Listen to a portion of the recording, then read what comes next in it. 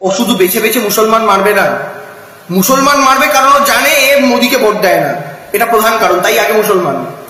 আর তারপরে যদি আপনার মুখেও শোনেন আপনি মোদির বিরুদ্ধে, যোগীর বিরুদ্ধে, বা আপনার ঘটের লোক কোনো আত্মীয় যদি ভুলবশত বলে ফেলে, গুলিটা কিন্তু তাদেরও বুক বা কপাল ছিদ্র করে দিতে পারে। এই দেশের সংবাদ মাধ্যম যেভাবে প্রতিনিয়ত বিষ ছড়িয়েছে, যেভাবে প্রতিনিয়ত প্রত্যেকটা ডিবেটে হিন্দু মুসলমান করেছে, লাভ জেহাদ থেকে শুরু করে বিভিন্ন জেহাদের নামে আলোচনা, হাজার হাজার এপিসোড করেছে শুধুমাত্র একটা নির্দিষ্ট সম্প্রদায়, একটা নির্দিষ্ট জাতিকে কালিমা লিপ্ত করার জন্য, দেশের প্রত্যেকটা মানুষের মনে রোজ সন্ধ্যেবেলা বিষ গুলেছে, রোজ। কিন্তু ঘটনাচক্রে যে মেরেছে সে একজন হিন্দু, আর যারা মরেছে তারা মুসলমান। তাই সন্ত্রাসবাদের নজর এখানে আসবে না। আর কেন আসবে না? কারণ সে মারার পর যোগী আর মোদির নামে জয়ধ্বনি করার কথা বলেছে। এখন আমি ভাবতেই পারি, আপনাদের মধ্যে যারা এই ভিডিওটা দেখছেন, যারা বিজেপি করেন, যারা প্রবল মুসলমান বিদ্বেষী, তারা ভাববেন মনে হয় ভালো হয়েছে, 3 থেকে মেরেছে তো। আমি আপনাকে বলি, এই যে তিকরাম মিনা বলে যিনি মারা গেলেন, তিনি কিন্তু মুসলমান ছিলেন না, তিনি কিন্তু ঘটনাচক্রে মরলেন। এই ঘটনা আপনার বাবার সাথেও হতে পারে, ট্রেনে জার্নি করা আপনার মায়ের সাথে হতে পারে, আপনার সাথে হতে পারে, আপনার সবচেয়ে প্রিয় মানুষটার সাথে হতে পারে। সেই দিন এরকমই রাস্তায় লেলিয়ে দেওয়া কিছু উগ্রবাদী জন্তু, যাদেরকে ধীরে ধীরে তৈরি করা হয়েছে, সেই সমস্ত মানুষগুলো কিন্তু আমার আপনার পাশে ঘুরে বেড়াচ্ছে। ও শুধু বেছে বেছে মুসলমান মারবে না, মুসলমান মারবে কারণ ও জানে এ মোদিকে ভোট দেয় না, এটা প্রধান কারণ, তাই আগে মুসলমান।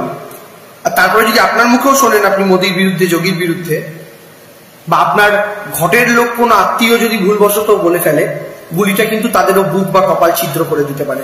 এখন এগুলো কেন হচ্ছে? এর পেছনে মূল কারণ আমি মনে করি দেশের সংবাদ মাধ্যমে।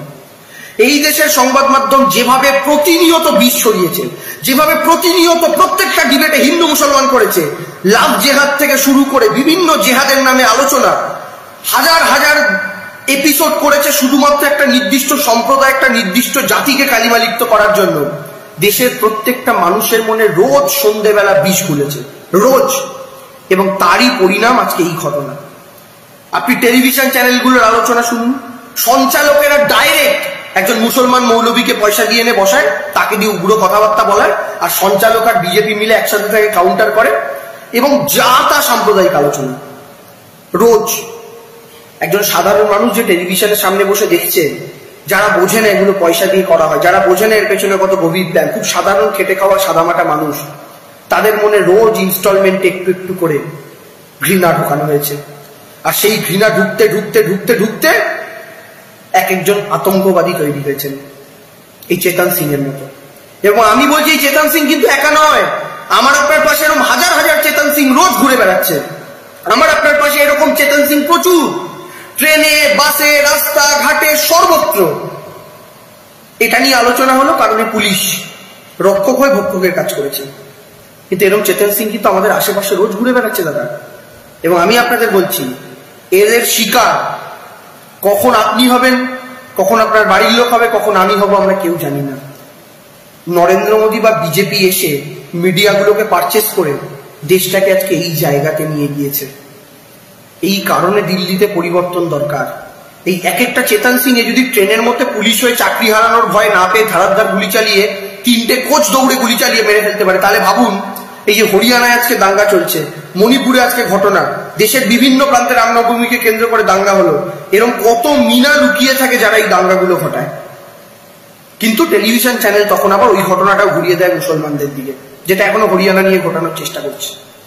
ট্রেনের কোনো মুসলমান ভাই তো একটা থাপ্পড় উঠে মারেনি চেতন সিংকে, ও মোদির পক্ষে বলেছে বলে। সবচেয়ে বেশি তো সাফার করছে মোদি আসার পর আমার দেশের মুসলমান ভাই বোনেরা। রোজ তাদের ভয়, দেশ থেকে তাড়িয়ে দেবো, রোজ তাদেরকে নিয়ে আশেপাশে সবসময় সাম্প্রদায়িক উত্তেজনার একটা মহল। কালকে বুলডোজার এসে বাড়ি ভেঙে দিয়ে চলে যাচ্ছে। অনুপ্রবেশকারীদের সঙ্গে হলে আমাদের কিছু যায় আসে না, কিন্তু সেই মানুষগুলোর সঙ্গেও যারা এদেশের মাটিতে তাদের বহু পুরুষ ধরে রয়েছেন, দেশ ভাগ হওয়ার সময় যারা মুসলমানের দেশ পাকিস্তান তৈরি হচ্ছে জানার পরও শুধুমাত্র ভারতবর্ষকে ভালোবেসে দেশে রয়ে গিয়েছিলেন, তারা কি এগুলো ডিজার্ভ করেন? আমাদের কিন্তু প্রতিবাদে গর্জে ওঠার সময় এসে গেছে। আমি আবার বলছি, ওই বাড়িতে আগুন লেগেছে, আমি বসে রয়েছি, আরে পাশের বাড়িতে আগুন লেগেছে, আমার কি? তার পাশের বাড়িটায় আগুন লেগেছে, আমি বসে আছি, ওর বাড়িতে আগুন লেগেছে, আমার কি? একদিন আমার বাড়িতে যখন আগুন লাগবে, বাকিরাও কিন্তু বসে থাকবে। দাঁড়িয়ে দাঁড়িয়ে নিজের ঘর জ্বলতে পুড়তে দেখা ছাড়া কোনো অপশন থাকবে না। তাই গর্জে উঠুন। এই এক একটা ঘটনা ভীষণ সিম্বলিক। দেশের ঠিক কোন পর্যায়ে ক্যান্সার ঢুকেছে, ধর্মান্ধতার ক্যান্সার, ওখান থেকে কিন্তু বেরিয়ে আসতে হবে আমাদের। জয় হিন্দ।